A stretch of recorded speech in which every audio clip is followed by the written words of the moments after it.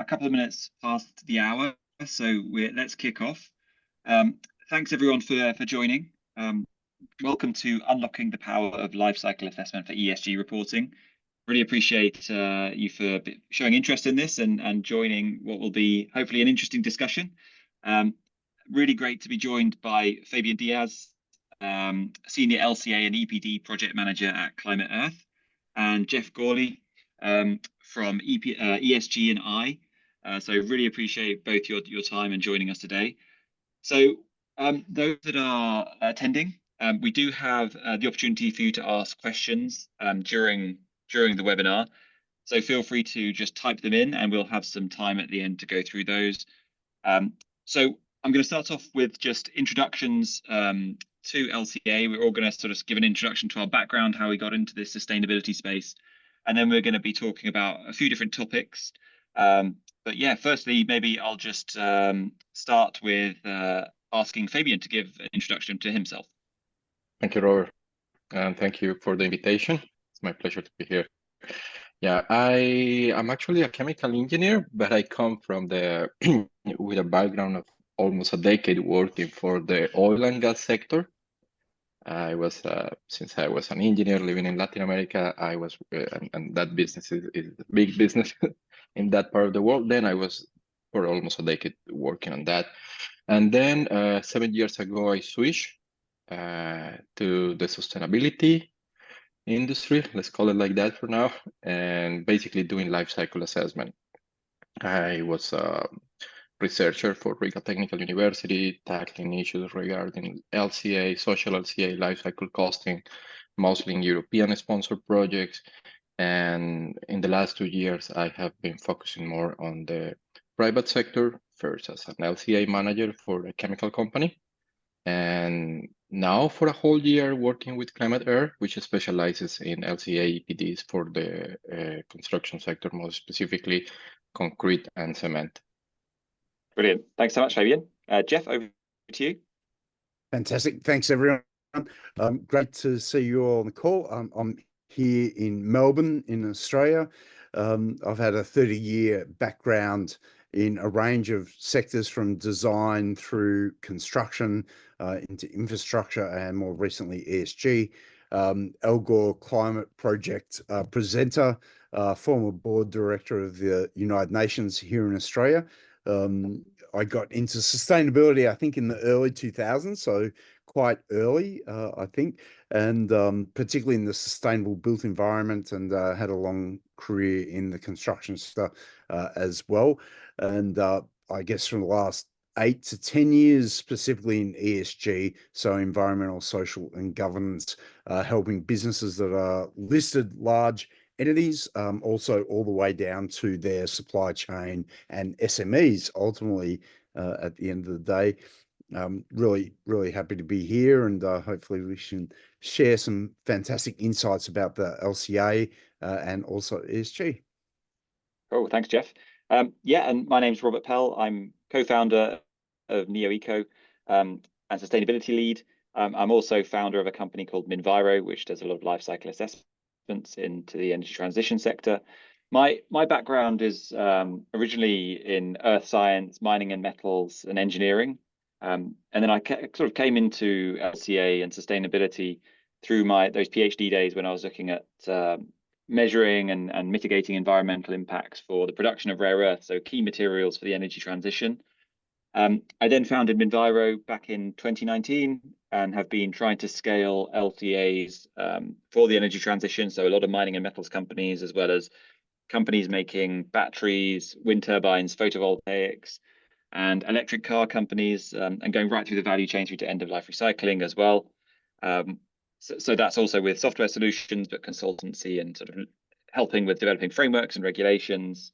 And then more recently, a couple of years ago, sort of co-founded neoeco along with my brother, Stephen Pell, who came from a slightly different sector, but a data sector nonetheless, from the finance sector. He had an accounting background, and also the other co-founder, Ferazjon Majidov, who's the CTO at neoeco. And we saw this opportunity for LPA to be connected with accounting type approaches and frameworks, and using the life cycle assessment approaches that I developed and used in Minviro for sort of engineering grade life cycle assessment, and connect it with the accounting methodologies to create robust corporate sustainability and ESG. And that's the topic that we have today that I'm super excited to have a discussion on. But maybe just to set the scene, I can maybe just give us a very brief introduction to life cycle assessment and what we mean when we're talking about how life cycle assessment can become used within corporate sustainability and ESG. So those that are not familiar with LCA, the term LCA or life cycle assessment, it's an approach to measure the environmental or impacts associated with the production of or process. So it's a very broad approach to quantify environmental impacts.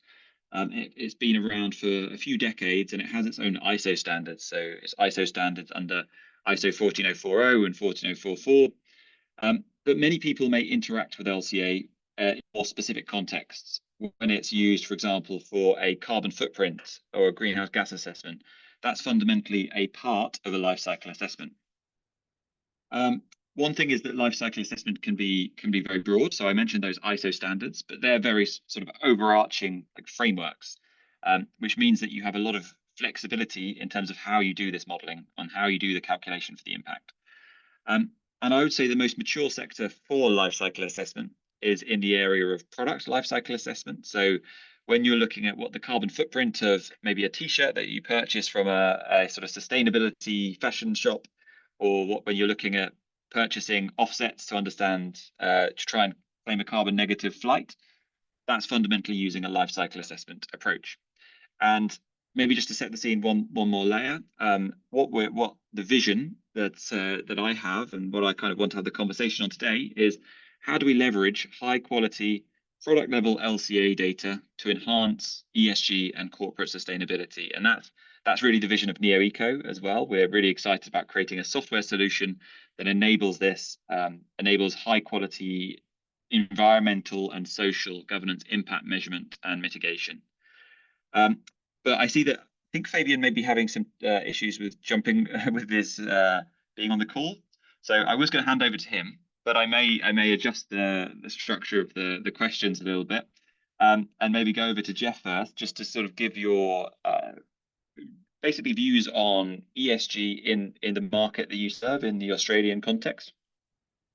Yeah, absolutely. Thanks, Robert. A great introduction. And I think there's a really important point that you picked up on there is about the provenance of the data coming through for products and how that feeds up into a corporate ESG strategy and their reporting as well.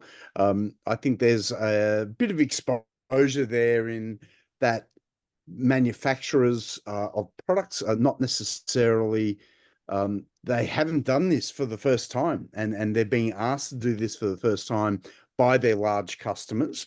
They're really struggling around that, and it can be complex and daunting for them. And I think, technology platforms and structured processes around LCA is really important. And I think, holding their hand a little bit through the first few products that they might have through the LCA process is really important. Fabian's back on, so I might hand over to him because he is an absolute expert in LCA. So Fabian, over to you. Thank you. Yeah, I was experiencing some issues with my Wi-Fi.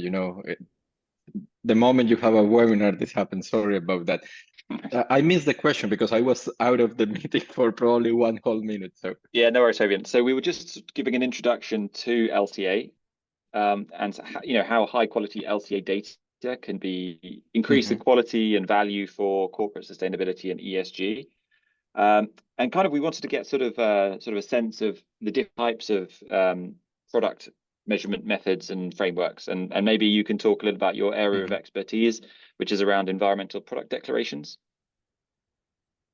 Actually, data quality is a big issue when it comes to environmental product declaration, because EPDs itself, when you look at the main use, is for disclosure in B2B, and what that actually means in the practice is that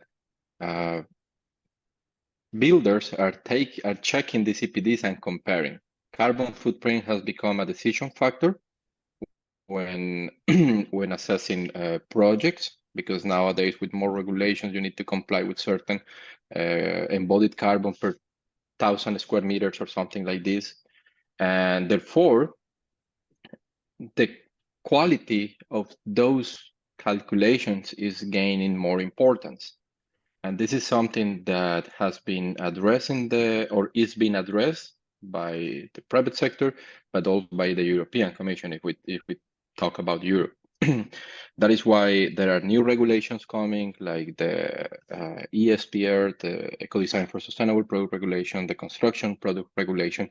And I have the feeling that they will focus a lot on improving the data quality, because if this is becoming a factor for making or not, or gaining a business or not, we should all play in under the same rules and in a fair ground, right?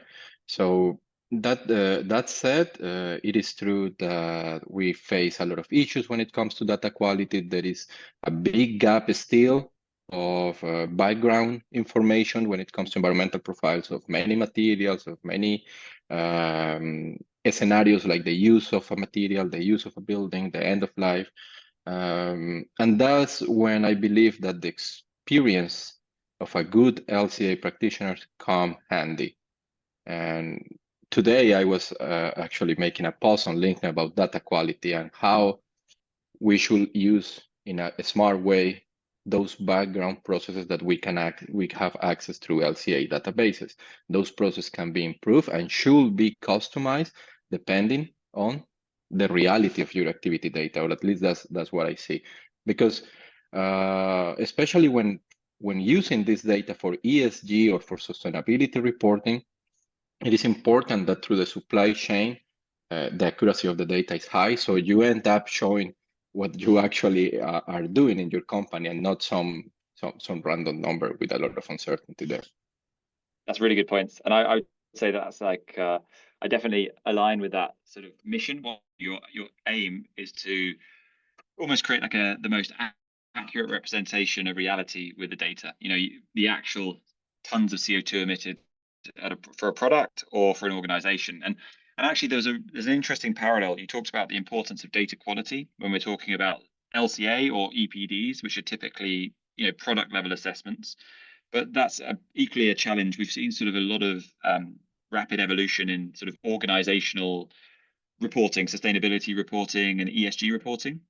You know, we've seen actually moving from relatively low resolution or low data richness behind the scenes to be able to use in this reporting. But as we see more and more product level LCA or EPDs developing, there's an opportunity to increase this richness and increase more representation in measuring organizational footprint data.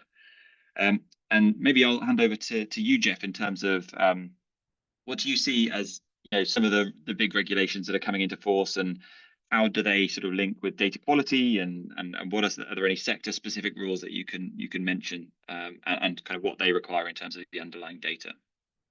Yeah, for sure. I think the early sector movement has been in the construction space, particularly around Green Star projects here in Australia, which is similar to BREEAM and LEED, is that there is a requirement there to understand where are the products coming from, what is the carbon intensity of those products, what are the environmental aspects of those products. So that's been a real driver here. We're also seeing a little bit of movement in the agricultural sector around the provenance of those agricultural based products coming into supermarkets, for example.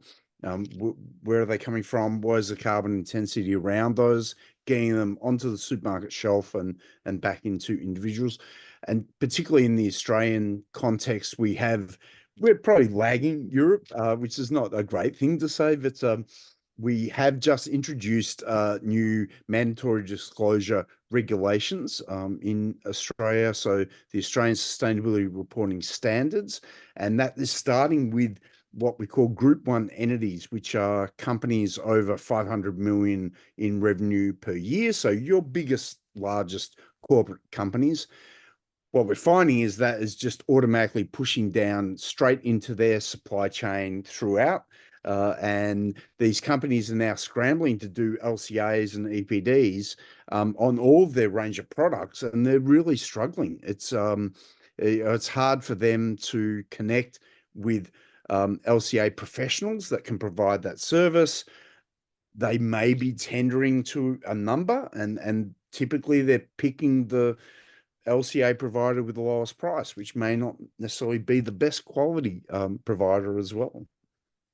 Yes, that's really interesting. So touching again on the importance of good quality data underpinning sort of decisions and underpinning sort of regulatory reporting.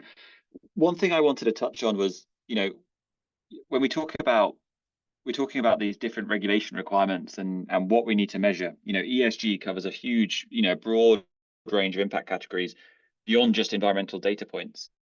I know from the Minviro context, when we're doing life cycle assessments, most of our clients want to know the carbon footprint of their product, but we know that there's risks associated with understanding. Maybe there's water related risks in the LCA, or maybe there's risks related to land transformation, or even some abstract sort of in the European context, they have what's known as product environmental footprint, which typically covers 16 environmental impact categories, some which are familiar and some which are a bit more abstract, things like ecotoxicity and human toxicity.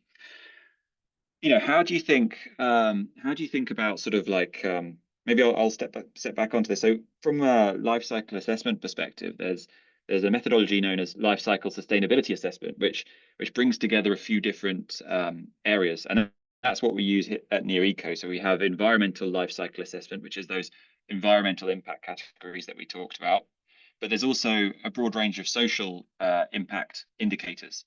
And this is becoming super important for things like ESRS or CSRD reporting, where you have to report under these subtopics of environmental, social, and governance. And I suppose that's an area where I think there's a real opportunity to leverage this life cycle assessment or EPD approach, which is inherently covering a broad range of impact categories. And I think that at the moment, that's not widely done. So you typically would have a corporate sustainability team and a product sustainability team, and they've both got great data, but they're not connecting and they're not improving each other's data in that way. Fabian, can you maybe talk to like how you see EPDs and the impact categories and how you see that evolving over time? Yeah. Actually, you make a good point, a great point. There is a huge potential when it comes to product assessment, product environmental assessment, that hasn't been used by corporate sustainability evaluations. Because if you look at a company, beyond their product, you have certain other activities, transfer of staff, things like that. But most of a company impact is coming from the product. If we are talking of the standard manufacturer, of course, will not apply maybe to services, but if we are talking about manufacturing industry, most of corporate impact will come from the products. And many times if you conduct an LCA using the PEF methodology or if you have EPDs for your products, there is a lot of good data there regarding biodiversity, land use, water footprint, human toxicity that should be used as an input for your corporate assessment, or at least that's what I want to think about. Now, you mentioned life cycle sustainability assessment. This has the potential to create a lovely symbiosis, because then you are analyzing also the economic implications across the life cycle of your product. But let's remember, the life cycle assessment is not only about product. You can also have a product system that is your whole company, right? And then you can also evaluate the social impacts across different stakeholders across your life cycle. And that is beautiful. And now that the whole methodology is being standardized, I think there is a big potential for companies to use the whole life cycle thinking approach to obtain data for corporate sustainability or even for ESG. Yeah, that's super cool. And maybe over to you, Geoff.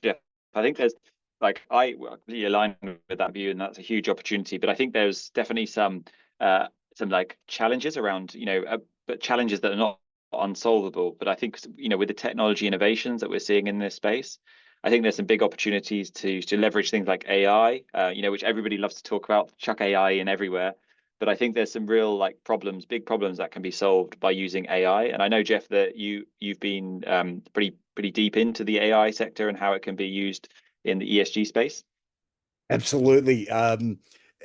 Just going back to some context, I really started getting into AI probably about 12 months ago. And I'm an early adopter of technology, and I always have been. And when I really struggled with trying to clone myself and service my customers better, be more productive, and get my billable hours above 100%. And I came across Chat GPT, and that really changed the game for me. I've actually founded and created a product called Chat ESG, which very similar to Chat GPT, but it's very specific around the ESG space. And we've been using that privately within our consulting business for the last 12 months. It's been amazing. To be honest, it's fantastic. And we had some bumpy roads at the start, but the use of that in the ESG, sustainability, and the LCA space has been revolutionary. And I was actually just a finalist in the Australian National AI Awards for AI Consultant of the Year. And after 12 months being in the AI space, I was pretty happy with that. But I think what was more important is the feedback that we got about the use of AI in ESG and LCA really helps analyze a lot of that data. It helps give some background to life cycle assessments as well. I know in one project that we're working on with a very large client is in the biodiversity area. We had a 600-page report around biodiversity, which is called a BDAR, so a biodiversity assessment report. Using AI to analyze that 600-page report was game-changing to give us some really important insights into that within seconds, which was fantastic. We still read the entire report, but at least we got some great outcomes there. So AI has a really important place to play, particularly for businesses that are, maybe small to medium-sized enterprise. They're not the biggest players that have teams and resources and funding. Is that the SMEs, particularly the medium organizations, can access this wealth of knowledge themselves to build a really strong foundation. But then I think it's important to get the right technology involved and get the right advisors involved as well. So it can sort of smooth it out. I mean, not all these businesses, can afford big four consulting rates of, 3, 4, 5 grand a day. They need to get some movement happening. They need to get some knowledge and education. And I think that's where AI can play a really important role, for sure. Yeah, very cool. No, I definitely think that there's so many opportunities. Hopefully, AI can be, a democracy tool in terms of enabling more businesses to have high quality sustainability support.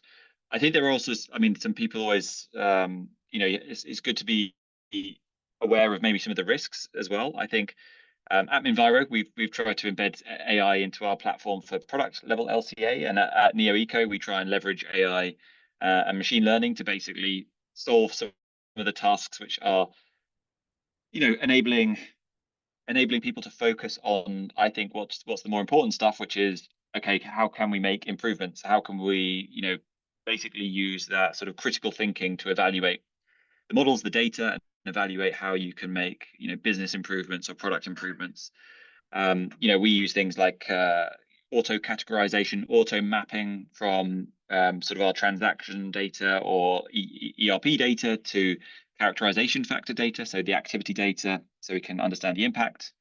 But obviously, if you do that, if you set the threshold for mapping too low, then you're going to get a lot of bad mappings. And it's important to have sort of a good level of a good methodology underpinning it when you're using AI. But I 100% agree that no sustainability professional in either team that I've worked with really enjoys writing really long reports. They enjoy making an impact. They enjoy helping businesses. And so, if AI can be used to sort of like fast track some of those sort of monotonous tasks, I think that's really great. Do you have any It's views on? fantastic. Yeah, sorry. Yeah.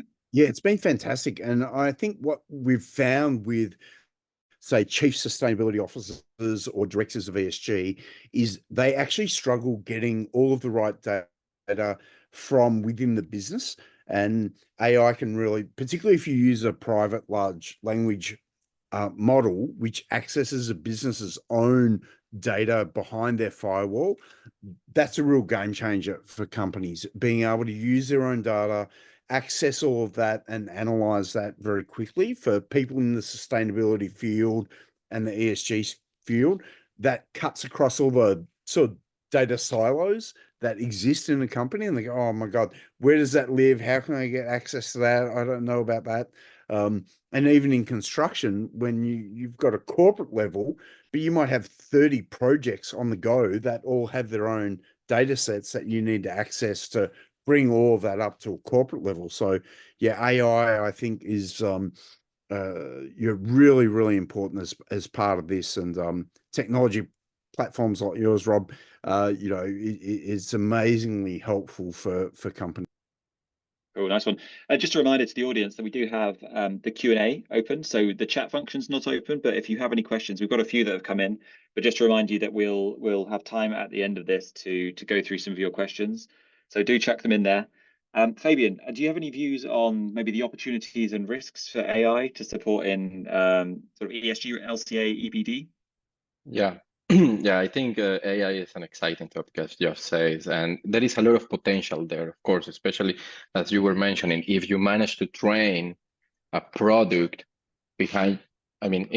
inside your company to speed up data collection process, because let's be honest, when it comes to ESG, to LCA, it's the same problem. Data collection, it takes months, it takes a lot of resources, and everyone hates you when you go and ask for that data, right? So there is a lot of potential there, but it's not as easy as someone might think it is. It takes time to train the tool. It takes a lot of data to train it properly so it learns where to look for the data. And at the end, what I firmly believe is that you will always need the overlook from an expert. When it comes to LCA, for example, in EPDs, we have seen companies, large companies, I have seen it firsthand, with amazing integrated data system, data quality systems, and in theory, all the data is there. And they say, and I face this every 2 or 3 months. They tell me, don't worry about the data. We will collect it in a couple of weeks. We will drag it from our system. When they drag it and they start to give you the data and you look at it from a critical perspective, they realize that they need to go and ask someone if that data, if that value is correct. There is always this need for experience for your engineering team to look at the data, from the LCA expert to look at the data and make some checks to verify that the things actually make sense. So AI has a huge potential, but there is also the risk to think that everything will be done by AI and that you can have accurate results just by leveraging 100% on it. Yeah, no, 100% agree. I think it's definitely big opportunity, but there's definitely the technical expertise that's required, and I completely agree. Again, like data collection is not as you can create the best tools in the world and you can create the whole ecosystem, but there's so many human factors which make data collection challenging in certain circumstances. I'm actually just come back from an event, the Global Battery Alliance event, which is the intent of it is to create a battery passport. And that requires, primary data collection of the whole supply chain. And, you can have great tools. We partnered with some traceability companies and we have sort of our own traceability solution as well that we use with neoeco and Minviro. But just because you've got a solution doesn't mean you have the trust of the data provider, the person putting the data into the system. You need to have that multi-stakeholder across the value chain trust to be able to do good modeling in the first place. So I think that's there's still going to be a lot of innovations in terms of how we do enhance this data over time. But I had a sort of maybe some example. Like it would be great to sort of maybe go back to the point around that symbiotic relationship between product sustainability data, so whether it's an LCA or an EPD, or even maybe it's a greenhouse gas assessment, or it could be one of many other sort of product level data points and corporate level data. And that a symbiotic relationship where to make good quality corporate reporting or good corporate sustainability, you need good underpinning activity or product level data. But there's also the opportunity the other way around. So, inherently when you're doing corporate sustainability or ESG, you're trying to capture all the data that goes into a corporation. And so fundamentally, you should have the data that's required for a product level LCA. But my view at the moment is that with those relationships within those companies, they might even be separate people, separate departments altogether. Do you think there's maybe I'll pass this to Geoff. Do you think there's an opportunity or do you think departments will evolve over time? Say maybe in larger enterprises, you mentioned earlier in terms of was it the group one of the entities, but maybe group two? How do you think the teams will evolve across corporate and product sustainability over time? Yeah, it's a great question. Complex in two parts. I'll start with the first part example, which is a company which is a manufacturer of construction-based products here in Australia. They're a family-owned business. They've been, operating for about 60 years. They don't have a corporate strategy around ESG. They're not really doing much there. What's happened is the reverse, is that their customer has said, "Where's your EPD on your product?" And they've went, "Oh my God, we don't have one." They also don't have a corporate strategy. And so now they're scrambling to produce the EPD first, and secondary is the corporate strategy that will be the overarching guidance for the company. Now, this manufacturing company has been amazing in producing probably 12 or 14 individual products, right? So now they've got to do 12 to 14 EPDs, and they're probably spending 30 grand Australian, which is, I don't know, £2 UK, but they're spending a lot of money to do each EPD for every single one of their products, and yet they don't have a corporate strategy. They're not measuring ESG against the GRIs or SASBs. They don't know their carbon emissions, those sort of things at a corporate level. So they're in the reverse.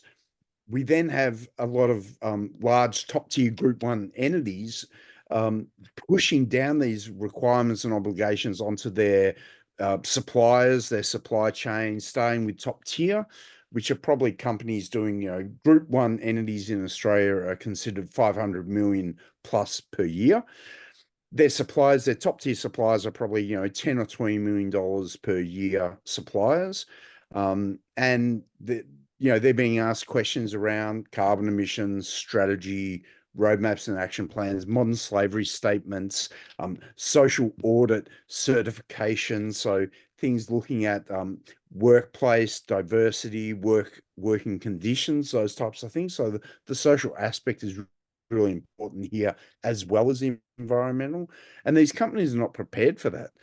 They don't have teams, they don't have the budget, and to be honest, they're really struggling. So I think Australia probably lagging the rest of the world a little bit, which is unfortunate, but it's moving in the right direction, but it is very complex. And I think having good advice is going to help these companies as well. So my recommendation to people on the call is always seek out the experts in the technology side and the consulting side. That takes away your pain. Yeah, super interesting. I mean, you mentioned a few points there around like the some people viewing sustainability as a cost center or like a cost without any benefits. So maybe a question, I can give you my view, and then maybe I'll hand it over to Fabian to see what his view is. A lot of the time where we, there are a lot of opportunities, that we see with, having lower impact or sustainable products. There's I think there's some analysis out there from some like large bodies looking at what's the premium on certain sustainable products, or how's that going to change over time. So yeah, it's an interesting. There's I mean, inherently there's going to be additional work and costs associated with having all the sustainability data. but maybe Fabian, your views on what the upside might look like.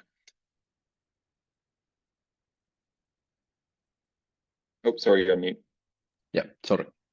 No, I think that is changing. Until a few years ago, having a so-called sustainable product or a greener product or a low carbon product wasn't like a marketing point, or something nice to have. The same with EPDs. If you had an EPD, it was something nice to have.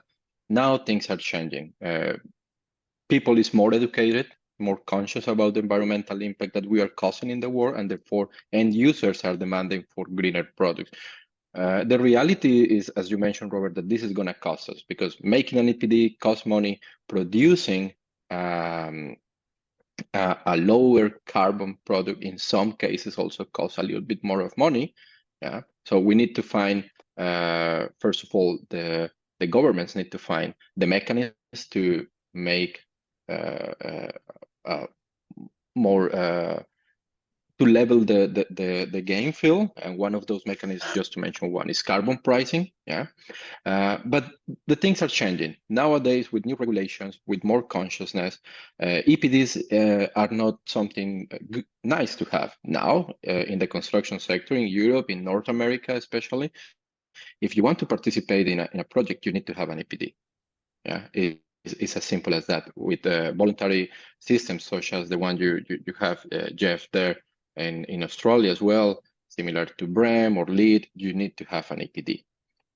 Now with the construction product regulation, things will change a little bit, but you still will need it. And now will be mandatory for all construction products in Europe that want to be commercialized to have this type of calculations.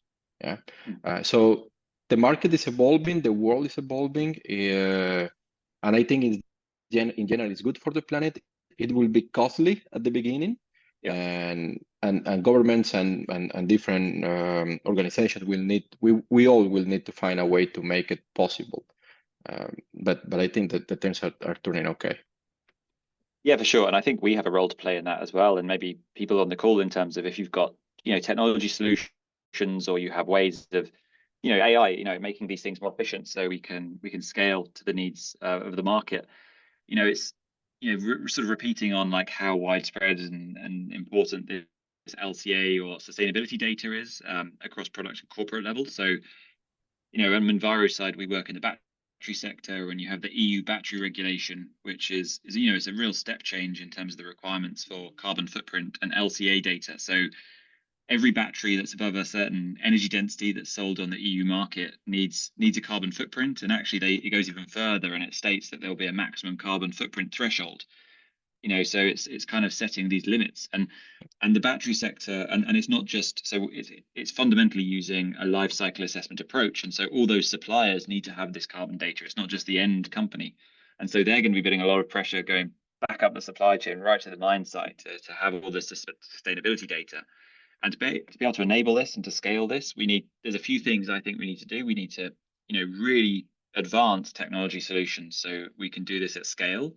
We need to train, we need to have more skills in the industry. So we need to have more people understanding, sustainability terms and life cycle assessment fundamentally, but we still need these expertise in the sectors.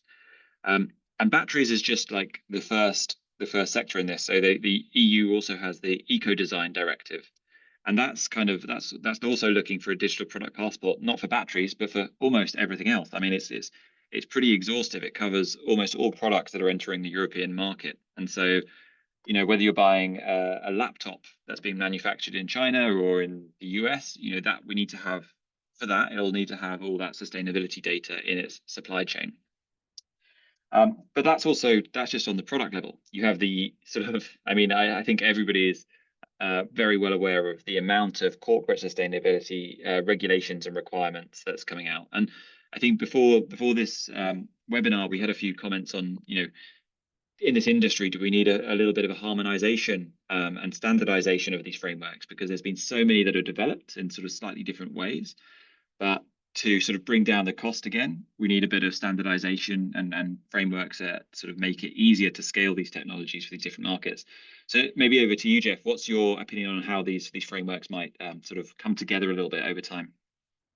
Yeah, great question. I think we have seen that harmonization recently with, I guess, a consolidation or the bringing together of the TCFD, the Task Force for Climate Financial Related Disclosure, SASB, the GRIs, even the World Economic Forum, Capital Market Metrics.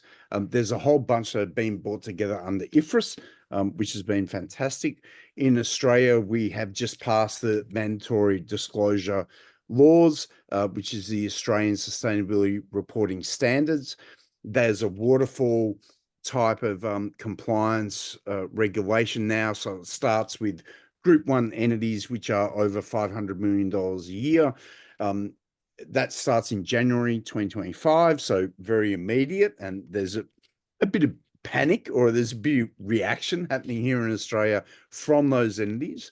And then the following year, it cascades down to businesses that are $200 million or more in revenue. And then the following year, it cascades down to businesses with more than $50 million in annual revenue. Ultimately, it's going to touch every single business here in Australia. So it's been great to see that. Again, we feel that there's some consistency in the frameworks that Australia is reporting on.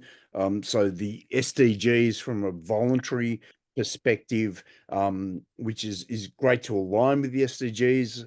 GRI, very popular. SASB, very popular. And then we have our carbon accounting standards here in Australia as well, which many organizations here we've found have done their scope 1 and scope 2, which is what they're directly in control of. Where they're really struggling is going down to scope 3, which is their supply chain. And we've found recently the mandatory disclosure law has been a trigger for those large entities just to push this down through their suppliers and say, hey, we need all of your data. We need all of your measurement, and they are really struggling now to do that. As I said before, we're in a tough economic climate at the moment. So businesses don't want to spend money on consultants. They want to do minimum compliance, and unless they have to do it, they don't want to do it. They're really being forced to do it now. So we are seeing a little bit of action in this space, which is fantastic. And again, we're lagging Europe. We're just lagging what's happening over there. So for me, battling on in sustainability for 20 years I'm great to finally see it happening. Very cool. Super interesting. Fabian, do you have a view on harmonization of standards? Yes, I think the lack of harmonization actually is one of the reasons why organizations have adopted earlier than corporate sustainability data than product sustainability data. It is because when it's easier to deal with corporate sustainability data because you can use this black box approach, as we call it in LCA, total inputs, total outputs, emissions, your whole supply chain. Yeah, you don't need to disaggregate by product. You don't need to do allocation, all that technical part. And that has been easier for companies to do. Yeah, and at the end, it gives a good sense of how the company, or should give a good sense of how the company performs, especially if you put some context in the sustainability evaluation, right? When you go from this top-down approach to the product level, then things tend to complicate. If you think about a chemical company, then they have to deal with questions like, should I make my product LCA following a chemical standard because there are standards for chemical products, or because my chemical is being used in the construction sector, maybe I should follow a standard for the construction sector. And then things start to get messier and way more complex. Therefore, we need some harmonization. And I think this is where in Europe, the European Commission is going with the battery regulation, with the construction product regulation, with the digital product passport for general products that they have identified have the potential for high environmental impacts. So I like that. I like that. The problem is that since it is not coming from the private sector, it is coming from more governmental side. It will take probably a whole decade or even more to yield the results. But harmonization is something that we have been lacking, and we need it urgently. Yeah, for sure. I mean, we're starting to see a lot of activity within sort of the private sector, whether that's through like industry associations or between consortiums to create standards and frameworks for their sectors. I mean, there's quite a few in the sort of car OEM sector. There's also an industry associations, and we've been involved in sort of setting those standards. One of the ways that we see an opportunity because there's obviously not going to be a harmonization overnight. There's still going to be more standards and more adjustments over this decade. One of the ways that we see this at neoeco, and we also see it at Minviro, is separating out sort of the data collection, sort of the collection of the inventory, with the impact assessment methodology. So how do you actually do the calculations and the output? And you know, from a corporate sustainability or ESG data point, when you're collecting this sort of black box input data, you already have some form of categorization with existing ways that you're using the data. So whether that's like through accounting structures, so you have, for example, you can report the accounting impact for, you know, certain account codes. That might be, what's your marketing impact? What's your impact associated with sort of like suppliers for the actual manufacturing of a product, and you know, the scope 3 impacts. You know, we have the greenhouse gas scope categories, but you can even have your own personal business categories. So where is your impact along those account codes, or you can categorize it by different projects, business units, all sorts of different ways, which I think is super smart, because then that allows you to make, you know, do the measurement, so do the calculation, translating those inventory items with characterization factors to impact data points. But then it gives you more granularity as a business. So you can say, well, actually, we can change some of our behaviors within marketing. We can change some of our behaviors with some of our, you know, material suppliers. And that's kind of what we try and do. And then we are able to create the flexibility to report in different ways as well. So you can leave certain data points out, or you can bring certain more data points in, and you can report in different structures that you need for the different reporting mechanisms.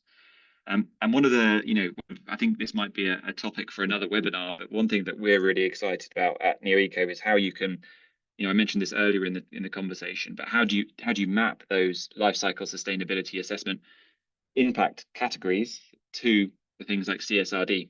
And there's a real opportunity to create this scalable ecosystem where you have this underpinning life cycle assessment methodology that you can do this really comprehensive corporate sustainability reporting. So also great for reporting, but great for internal decision making as well, because it's granular enough. But we're at 10 minutes too, so we've got a few questions that we can go through. Let me bring these up so I can ask these. So the first question is on I'd like to know, from the examples shared, with all of these reporting requirements the world over, can I use the LCSA to draft ESG sustainability reports? How would one meet one of the typical requirements to follow or align with ISO standards and communication of the reports?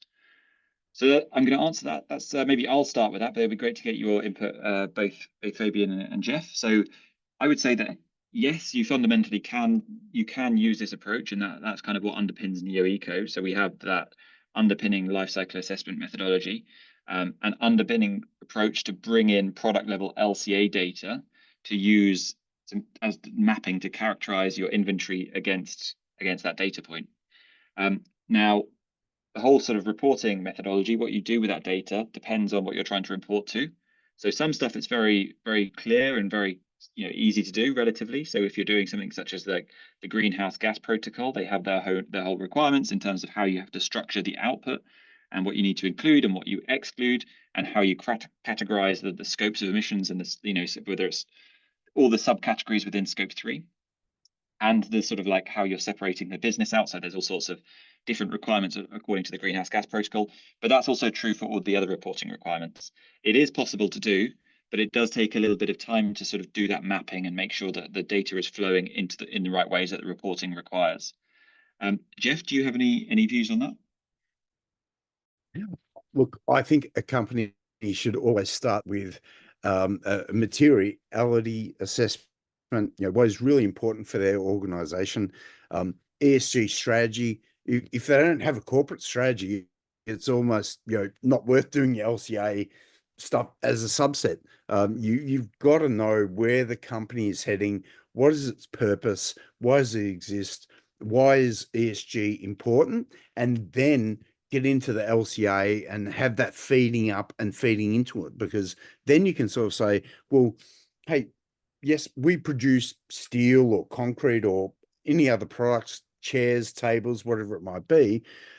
As a business, we want to produce these products in a very environmentally and socially responsible way. And therefore, we need an LCA to understand how we are purchasing and producing those products. So I would always start with the corporate strategy and the purpose and the why, and then feed that down at a product level. And the product level is really important. You need that provenance of how are you manufacturing it? What is the carbon intensity of that? Actually, can you buy more eco-friendly materials like FSC timber going in to make that chair, to ensure that that chair is a very eco-friendly product for the company and they're living their purpose? So I would say start the corporate level and then feed that back down. But Fabian, your thoughts? Yeah, Jeff, I have to agree with you. I think everything comes from corporate level. If you don't have a strategy, if you don't know where are you going, then what is the point of making the LCA? Because you're going to have some numbers, but you are not going to be able to make use of them. Because remember that LCA is just a tool to give you something. Then you need to make decisions based on the interpretation of the results. So without a corporate strategy, it doesn't take you too far. I totally agree. And maybe I'll just start with something as well, which is, fundamentally when we're doing LCAs, and this happens at a corporate level or a product level, you can do what's known as like a streamlined high level LCA to understand where the hotspots are initially. And that should also be used to inform your strategy, because there's no point just creating a strategy without any sort of underpinning data. So like if for example, at a company level that you have a huge opportunity, you might set a net zero target, but you might not actually know how to get there at all unless you know where your hotspots are and what opportunities exist. So it's kind of like a feedback loop. I think LCA can be really part of that whole process. Cool. Okay, so we got a great question from somebody else saying that this is great and super interesting and opening my eyes to the world of LCAs. Agree that more people are needed in this sector with the understanding of sustainability, relevant regulations, etc. What training would you suggest for someone with a light understanding of the regulations, but in great depth? Any specific courses, qualifications, or is it just a case of doing personal development and attending more webinars and reading, etc.? Shall I hand that to Fabian first? Do you have any suggestions there? That's a hard one, and that's one that I get constantly at a personal level. How should I train for LCA? And I don't think there is a right or wrong. I have met people without going through the academic sector, without going to the academy, that are excellent LCA practitioners. They know a lot. And if I talk from my personal experience, everything I learned, or almost everything I learned regarding LCA was during my master and PhD. So I don't think that it's right or wrong. The important thing is to read those, unfortunately, sometimes very big ISO documents, to read things like the construction product regulation or the battery regulation, to read product category rules, and to start having some practice. And maybe that's where some people struggle to find the opportunity to practice and to have some feedback. That's why I believe it is important to create networks like the LCA community that has been recently created, where we all can share our experience. Yeah, thanks, Fabian. And yeah, anybody that's attending this that's interested in joining, feel free to reach out and you can join this LCA community, which asks a lot of questions on the regulations and methodology and gives sort of peers to provide feedback and solutions. Geoff, do you have any response to that question?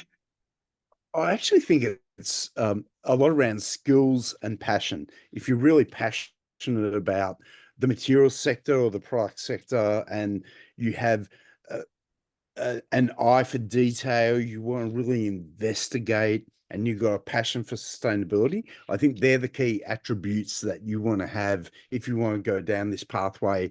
I know when I did my Green Star accredited professional certification back in 2008, it was about, I wanted to make sure that every building that was built that I was involved in was the greenest building that could be.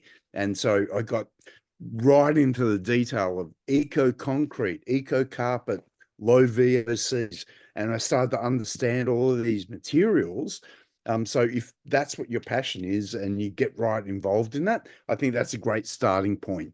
Yeah, and then seeing these amazing buildings being built that are sustainable, that are, have biophilic aspects, they're healthy for people to be in. That's a really positive impact that you can have. So yeah, it's a great career path to go down. Yeah. Nice one. Cool. We've got another question here, which I think we briefly touched on. We've only got a couple of minutes left, so I might just answer this one and then get through to the other questions. We've got a few left out. So there are different parameters used in every LCA. For instance, there's a number of years for the use phase, different databases to avoid being benchmarked. Is there any mechanism to coming up with a way to harmonize this? Then I would say there are mechanisms. So things like the EFCRs, so that's like a framework that gives you very consistent rules in terms of how you have to do an LTA. There's always going to be sort of some flexibility within these frameworks, which is why you kind of have to have some expertise in interpreting that. But it is a big challenge. So you have you have a lot of areas which don't have these standards and frameworks, and that's something that needs to evolve over time. We need to get consistency in how we deal with all these parameters that can change with an LCA study. Cool. So I've answered that one. I will go on to the next question, which is, this is for Fabian and Geoff. When engaging with companies of different sizes, what are the levels of understanding of ESG? And are there appreciation of wider impacts such as biodiversity and water use? Or do most people focus on carbon? And that's Geoff first. That's interesting. Carbon is actually a really big focus. I think because it's easy to do scope 1, scope 2, right? So the energy you consume in your office and those sort of things. But interestingly, on a large green hydrogen project that we've been doing, biodiversity has been a real focus area there. And we've created an 800-acre biodiversity stewardship area because that generates offsets, which ultimately generates income. So I would think that, focusing on everything within ESG is important. Social impact has a real focus here in Australia at the moment. So if you were looking at E, S, and G, I think the G, the governance, has probably been done pretty well for companies over a long period of time. Environmental was an early mover and people were looking at their carbon and, yeah, we don't want to make negative impacts, and particularly around waste and water and energy use and those sort of things. Social is the real focus now. So particularly in Australia, we have a very big focus on Indigenous and First Nations peoples, gender diversity, equity, inclusion, and belonging. That social aspect, community, social license to operate, really, really important. And so the S in the ESG is the big focus right now. Cool, Fabian? Yeah, I agree with you, Geoff. S in ESG is very important, and it's probably where companies can use most of the power of ESG frameworks, I will say. Now, going back to the original question, yes, I believe we have a carbon tunnel. It's unavoidable. We live in a world where everyone is talking about climate change. We see the impact of climate change every single day. But on the other side, I believe that companies are not only companies, but their communities and society in general is starting to pay more attention to water footprint, water availability, biodiversity, which is extremely important to sustain all the systems that are interconnected in our planet. So LCA can be very good for water footprint. When it comes to biodiversity, it's a little more complex because every ecosystem has unique features, and it's hard to evaluate really environmental ecosystem impact or ecosystem damage on LCA is very general, I would say. That's Yeah, where the definitely. material assessment really plays an important part. So Mhm. you have to understand what is important and relevant for your business, because it may be biodiversity or it may not be. It may be water or it may be waste or something else. So focusing on those material topics important. And super interestingly, I know we've just got over time, so there's one more question that I want to answer. But on that materiality topic, there's also, that's already something that's been there's already methodologies within LCA that we apply within at neoeco. So, for example, you have normalization and weighting of impact categories, and when we talked about the European standards, the PEF, they have the whole document where they apply a weighting factor to each of those impact categories. And so when you do this streamlined LCA at the first point, you should really be able to do some quantitative data on what the material topics are from an environmental and social perspective for a business, because you kind of have that methodology there. And there's even examples of other companies that are using slightly novel approaches like this, where they're doing sort of environmental profit and loss. So they apply an economic value to the impact categories, which is super interesting. But there was a final question before we should end, because we're just going over around the underlying sort of life cycle inventory data and databases. So there's questions around what the quality of it and how aligned it is to the reality of wanting to sort of map those impact into those impact categories, to map the inventory to those characterization to create the impact categories. There's a question of whether AI can be used to evaluate the appropriateness of the process compared to the current reality. I would say definitely that's one opportunity for AI. And do you know of any projects collecting new databases with up-to-date processes? And the answer there is definitely yes. There's a lot of different activity going on globally about trying to improve the underlying databases. Minviro is involved in projects related to battery raw material supply chains with HiQ. And actually, I just got back from China, where we're looking at collaborations with organizations, university organizations such as Tiangong, who are looking at creating these open source large databases. So there's a lot of work going on in that space. And feel free to reach out and join the community, because there'll definitely be discussions on that topic as well. Cool. So I think we've just gone over time, but maybe I'm sure Geoff and Fabian I would definitely, if anybody has any open questions or want to reach out to me. So you can reach out to me just by my email, robert@minviro, if you have .com, or robert@neo.eco.